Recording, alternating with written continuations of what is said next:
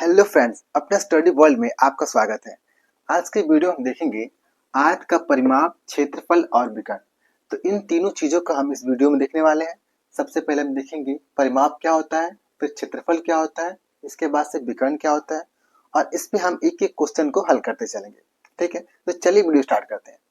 तो सबसे पहले हम जानेंगे कि आयत क्या होता है। देखिए, ऐसा चतुर्भुज, चतुर्भुज मतलब चार भुजा वाला। देखिए इसकी कितनी भुजा है, एक दो तीन चार, चार भुजा है तो एक चतुर्भुज हुआ। ठीक है, तो ऐसा चतुर्भुज जिसके आमने सामने की भुजाएं क्या हो, बराबर हो, यानी कि समान हो। तो देखिए एक भुजा है और इसके सामने की भुजा ये है, तो दोनों आमने सामने हो गए। ठीक है, दोनों आमने सामने हो गई तो दोनों भुजाएं क्या होंगे, आपस में समान होंगे।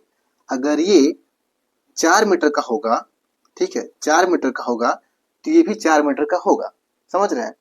यहाँ पे देखिए ये एक भुजा है तो इसके सामने की भुजा ये है, तो दोनों आमने सामने हो गए तो दोनों भुजाएं क्या होगी, आपस में समान होंगी। अगर ये 3 मीटर का होगा तो ये भी 3 मीटर का होगा। ठीक है, और इसके प्रत्येक जो कोण होते हैं वो 90 डिग्री के होते हैं। ये जो कोण है, ये प्रत्येक कोण कितने डिग्री के होंगे, 90 डिग्री के होंगे। तो ये हमारा क्या है, ये आयत है। ठीक है, इसके चार भुजा होते हैं और आमने सामने की भुजाएं कैसी होती हैं, समान होती हैं और प्रत्येक कोण कितने के होते हैं, 90 डिग्री के होते हैं। देखिए ये कुछ इस प्रकार देखता है। ठीक है, ये कुछ इस प्रकार देखता है। ये क्या है, ये भुजा है तो इसके चार भुजा होते हैं और आमने सामने की भुजाएं कैसी होती हैं, समान होती हैं। ये आमने सामने की भुजाएं समान होती हैं और जो ये कोण होते हैं इसके, ये प्रत्येक कोण कितने के होंगे, 90 अंश के होंगे। ठीक है, समझ गए। अब चलिए हम देखते हैं परिमाप किसे कहते हैं और परिमाप कैसे ज्ञात किया जाता है। ठीक है, देखिए इसकी चारों तरफ की ये जो लंबाई है, यानी कि जो दूरी है, इसको हम कहते हैं परिमाप। ठीक है, यानी कि अगर हम सभी भुजाओं के लंबाई को जोड़ देते हैं तो इसका परिमाप ज्ञात हो जाएगा। समझ रहे हैं।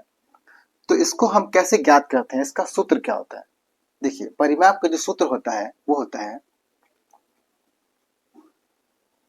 आयत का परिमाप बराबर 2 कोष्टक में लंबाई प्लस चौड़ाई। ठीक है, सूत्र क्या होता है, सूत्र होता है आयत का परिमाप बराबर 2 कोष्टक में लंबाई प्लस चौड़ाई। ये हमारा सूत्र होता है आयत का, मतलब आयत के परिमाप का। ठीक है, देखिए इसका लंबाई कितना है, इस आयत का लंबाई कितना है, 4 मीटर का है, ये हमारा लंबाई हो गया। और चौड़ाई कितना है, 3 मीटर है ना। तो यहाँ पे हम पहले लिख लेंगे लंबाई बराबर 4 मीटर। ठीक है, और चौड़ाई कितना है, चौड़ाई बराबर 3 मीटर। ठीक है, इतना हमने लिख लिया।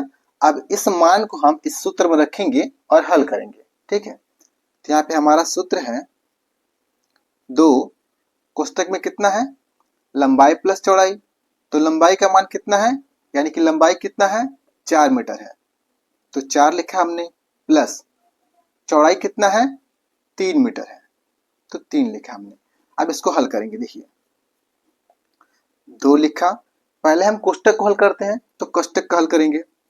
तो कोष्टक को हल करेंगे तो 4 प्लस 3 दोनों आपस में जुड़ जाएगा तो कितना होगा, 4 3 7, 7। ठीक है, इसके बाद क्या करेंगे, देखिए ये कोष्टक है, कोष्टक में 7 है और कोष्टक के बाहर 2 है। ठीक है, तो इसका मतलब ये है कि 2 से इस कोष्टक में गुना है, यानी कि 2 से हम 7 में गुना करेंगे तो कितना हो जाएगा, 2 7 14, तो 14 मीटर। ठीक है, 14 मीटर, यानी कि इसका जो परिमाप होगा कितना होगा, 14 मीटर होगा। यानी कि सभी भुजाओं का जो लंबाई होगी वो कितनी होगी, 14 मीटर होगा।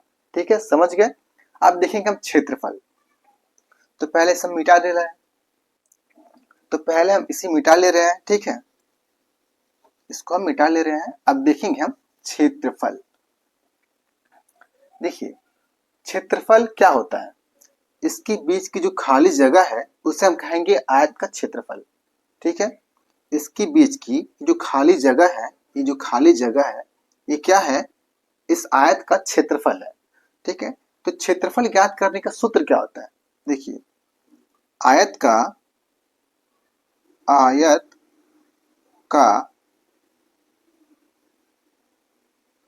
क्षेत्रफल बराबर होता है लंबाई गुने चौड़ाई। क्या होता है, आयत का क्षेत्रफल बराबर लंबाई गुने चौड़ाई, यानी कि इस लंबाई में इस चौड़ाई का गुना कर देंगे तो इस पूरे का क्षेत्रफल निकल जाएगा, इस आयत का क्षेत्रफल निकल जाएगा। समझ रहे हैं। चलिए, तो पहले हम लिखेंगे इसका लंबाई, यहाँ पे लिख लेंगे हम, लंबाई बराबर कितना है, 4 मीटर है, तो 4 मीटर, और चौड़ाई कितना है, चौड़ाई बराबर हमारा है 3 मीटर, तो यहाँ पे लिखेंगे हम 3 मीटर। ठीक है, अब इसको हम इस सूत्र में रखेंगे और आयत का क्षेत्रफल ज्ञात करेंगे। ठीक है, तो सूत्र हमारा है लंबाई गुने चौड़ाई। ठीक है, तो लंबाई कितना है, 4 मीटर है, तो 4 गुना चौड़ाई कितना है, 3 मीटर है, तो 3। अब इन दोनों को गुना करेंगे तो कितना हो जाएगा, ये हो जाएगा 4 तिहाई 12, 12 मीटर स्क्वायर। क्षेत्रफल का जो मात्रक होता है वो होता है मीटर स्क्वायर। ठीक है, या इसको कह सकते हैं आप वर्ग मीटर, वर्ग मीटर। ठीक है, वर्ग मीटर होता है। देखिए, अगर ये दूरी मीटर में है तो हम कहेंगे वर्ग मीटर, अगर ये दूरी सेंटीमीटर में है तो कहेंगे वर्ग सेंटीमीटर। ठीक है, या अगर ये दूरी फीट में है, फीट अगर होगा तो हम कहेंगे वर्ग फीट। क्या कहेंगे, वर्ग फीट। ठीक है, तो अगर मान लीजिए फीट में है तो इसका आंसर कितना है, 12 है, तो कहेंगे हम कि 12 वर्ग फीट है। इसका क्षेत्रफल क्या है, 12 वर्ग फीट है। समझ रहे हैं।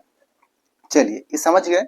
अब हम देखेंगे कि विकर्ण क्या होता है और विकर्ण कैसे ज्ञात करते हैं। ठीक है, तो पहले से मिटा ले रहे हैं, इसको पहले मिटा ले रहे हैं।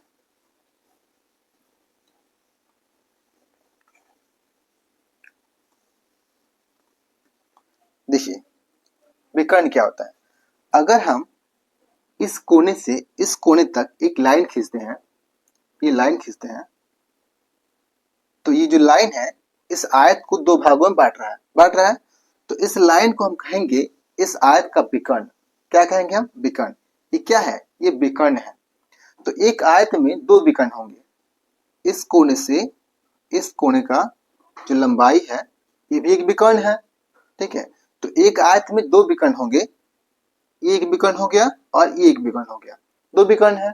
ठीक है, अब इस विकर्ण का जो लंबाई है कैसे ज्ञात करेंगे, विकर्ण का लंबाई कैसे ज्ञात करेंगे, विकर्ण कैसे ज्ञात किया जाता है, तो इसका जो सूत्र होता है वो सूत्र देखिए, आयत का विकर्ण बराबर, आयत का विकर्ण बराबर क्या होता है कर्णी में लंबाई का स्क्वायर प्लस चौड़ाई का स्क्वायर। समझ रहे हैं, यानी कि इस आयत का जो लंबाई है इसका वर्ग प्लस जो चौड़ाई है इसका वर्ग करेंगे तो इस विकर्ण का लंबाई ज्ञात हो जाएगी, इस विकर्ण की लंबाई ज्ञात हो जाएगी। ठीक है, तो पहले हम लिखेंगे लंबाई, लंबाई का मान कितना है, 4 मीटर है, तो हमने लिखा 4 मीटर। चौड़ाई का मान कितना है, चौड़ाई बराबर है 3 मीटर, तो हमने लिखा 3 मीटर। ठीक है, अब इसका मान हम इस सूत्र में रखेंगे और विकर्ण का लंबाई ज्ञात करेंगे।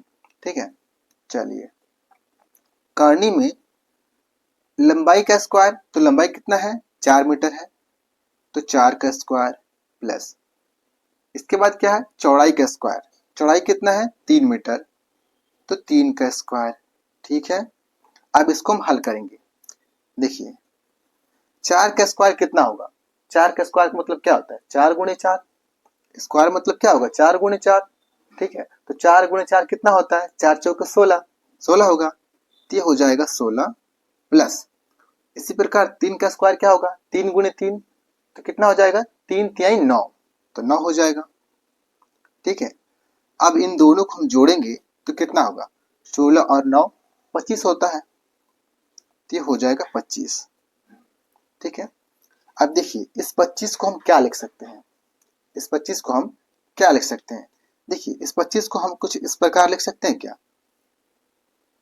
5 गुने 5 लिख सकते हैं।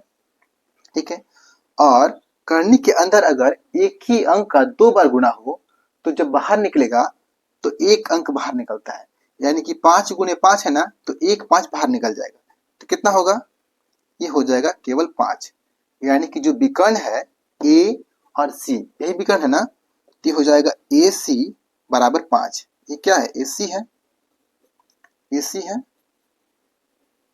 ए सी। ठीक है, क्या क्या हो जाएगा, तो क्या हो जाएगा, इस AC का मान क्या हो जाएगा, इस विकर्ण का मान, विकर्ण की लंबाई कितना होगा, 5 मीटर होगा। ठीक है, देखिए अगर आपको ये समझ में नहीं आया तो फिर से एक बार समझ लीजिए। देखिए अगर करनी के अंदर 3 गुणे 3 गुणे 3 हो तो जब बाहर निकलेगा तो क्या होगा, जिसका जोड़ा है वो बाहर निकल जाएगा। ये 3 है, इसका जोड़ा है ना, 2 3 है, तो जब बाहर निकलेगा तो केवल एक 3 बाहर निकलेगा। ठीक है, इसका जोड़ा नहीं है तो ये बाहर नहीं निकलेगा, तो करनी के अंदर ही रह जाएगा। समझ रहे हैं, उसी प्रकार ये क्या है, जोड़ा में है ना, इसका जोड़ा है, तो दोनों मिल जाएंगे तो केवल एक बाहर निकलेगा, तो केवल एक 5 बाहर निकलेगा, तो एक 5 बाहर निकल गया, तो कितना हो गया, 5 मीटर हो गया, यानी कि AC बराबर 5 मीटर, यानी कि जो विकर्ण है AC, इसकी लंबाई कितनी हो जाएगी, 5 मीटर हो जाएगी। ठीक है, और जो DB है इसकी भी लंबाई कितनी होगी, ये भी 5 मीटर का ही होगा। अगर इसको निकालना हो तो हम इसी प्रकार इसको भी निकालेंगे, तो इसकी भी लंबाई कितनी हो जाएगी, 5 मीटर का ही होगा। ठीक है, समझ रहे हैं। तो इस वीडियो में इतना है फ्रेंड्स, अगर वीडियो पसंद आई हो तो वीडियो को लाइक करें, चैनल को सब्सक्राइब करें और शेयर करना बिल्कुल ना भूलें। Thank you friends.